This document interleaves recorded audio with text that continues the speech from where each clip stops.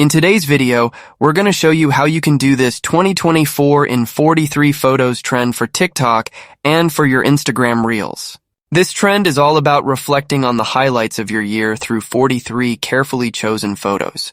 From vacations to memories, dreams, or goals, you can showcase your 2024 in a creative and nostalgic way with fast-paced transitions and a catchy soundtrack that makes your video stand out. The two applications which we need in order to make our trending video are the CapCut and TikTok applications. Both apps are absolutely free, and they're both available for iOS and Android.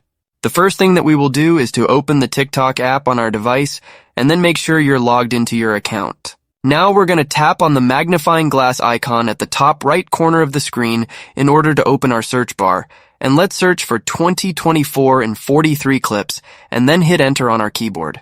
This is going to show us a bunch of videos which have this specific template applied, and just open any video from the search results. This is going to show us how the video looks like, and you're going to see this CapCut Try This Template option right here. I'm going to tap on that button, then use Template in CapCut. It will take a second or two until the template imports into our CapCut editing application. We'll get a preview on how this template is going to look like, and let's tap on the Use Template in order to open our camera roll or photo gallery. Our job now is to select 43 photos or videos which we want to use for our trending video. Make sure that those are some memorable moments of 2024, and after you make your selection, just tap on the next option at the bottom right corner of your screen. Wait a second or two until the CapCut editing app creates your video, and that's essentially it.